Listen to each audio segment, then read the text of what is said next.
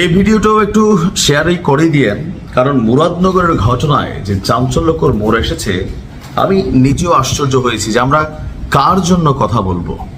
না, দুইজনে মিলা প্রেম করবেন, তারপরে যদি ধরা খায় তাহলে ছেলের অবস্থা কাহিল হবে, একটা মামলা হয়ে যাবে ধর্ষণের।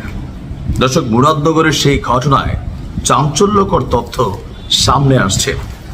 আমরা বিভিন্ন জায়গা থেকে যে কথাগুলো শুনেছি, আর বাস্তবতায় আপনি দেখেন এই মহিলা বলছে যে হের অবস্থা তো খারাপ, মানে ফজর আলীর অবস্থা, বুঝতে পারছেন কার কথা বলছে, যে বাঁচে না মরে বলা যায় না। সে যদি এলাকায় হাঁটাচলা করত তাহলে মামলা করে কাজ হতো, এখন ওর মরার অবস্থা, আমার মামলাটা উঠাতে চাই, দেশ শান্তিতে রাখতে চাই, হিন্দু মুসলিম শান্তিতে থাকুক। দেখেন, আমি আমার আগের যে ভিডিওটা করছি সেখানে আমরা হিন্দু মুসলিম ডিভাইডেশন করি নাই। এখন এই মহিলার হঠাৎ করে এই ফজর আলীর প্রতি কেন এত প্রীতি সে ইহা দায়া? এই ঘটনার পেছনে এলাকাবাসীর দাবি দুজনের মধ্যে ছিল পরকীয়ার সম্পর্ক। আমরা যখন প্রথম দিন নিউজটা করছি, আমি কিন্তু একটু পরে নিউজটা করছি। আপনারা জানেন যে কিছু কিছু ক্ষেত্রে আমার নিউজগুলো আপনারা একটু লেটে পান এই কারণেই যে যখন কোনো ঘটনা ঘটে এগুলোর পিছনে আরো ঘটনা থাকে, এরপরেও আমরা ধোকা খাইয়ে গেলাম। ফজর আলী কি একাই অভিযুক্ত নাকি মহিলাও অভিযুক্ত? ধরা খাইয়া ফজর আলীরে ফাঁসাই দেওয়া হয়েছে। তবে দেশের আইনে নারী নির্যাতন মামলা বা বিয়ের প্রলোভনে ধর্ষণ এগুলো যত সহজে করা যায়, অন্য জিনিসগুলো কিন্তু পুরুষদের বেলায় ততটা নাই। আসুন দেখি তার এই ঘটনা নিয়ে এলাকাবাসী কি বলছে। মুরাদনগরে বাবার বাড়িতে বেড়াতে আসা যে প্রবাসীর স্ত্রী ধর্ষিত হয়েছেন, অভিযুক্ত ফজর আলীর সাথে ভুক্তভোগী নারীর পরকীয়ার সম্পর্ক ছিল। এলাকাবাসী আপনার সবাই উভয়ের পরকীয়ার বিষয়টি অবগত বলে ঢাকা পোস্টকে জানিয়েছে আপনার স্থানীয় যিনি চেয়ারম্যান আছেন গোলাম কিবরিয়া খোকন সাহেব। তার মানে ঘটনাটা কি হয়েছে বুঝতেই পারছেন যে দুজনের মধ্যে পরকীয়া ছিল, এর মাঝখানে টাকা পয়সার লেনদেন ঢুকে গেছে।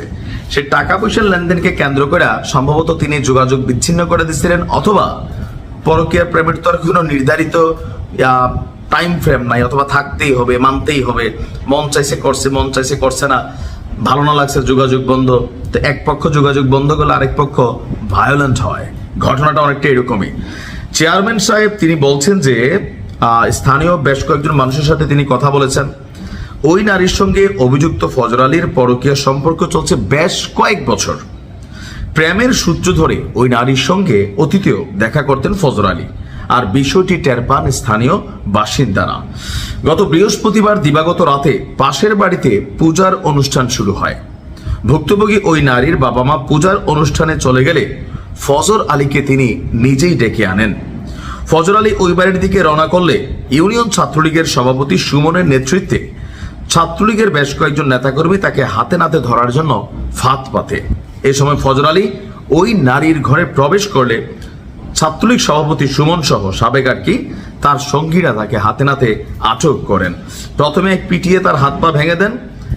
এ সময় ওই নারীকে বিবস্ত্র করে নির্যাতন এবং ভিডিও ধারণ করা হয়, পরে পরিকল্পিতভাবে এটাকে ছড়িয়ে দেওয়া হয়।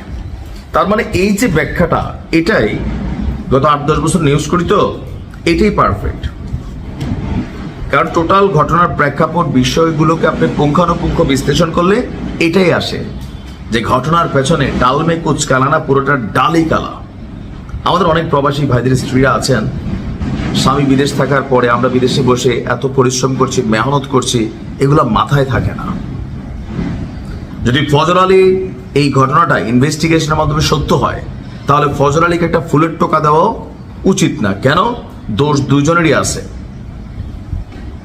তারপর আমরা এটার সুষ্ঠু বিচার চাই, এখানে হিন্দু মুসলিম কোনো জ্ঞানজাম না। আর এই মহিলার যে হঠাৎ করে ফজর আলীর প্রতি প্রীতি বিষয়টা, তা না, প্রীতিটা আগেই ছিল, শুধু একটু বাটে পড়ে গেছে।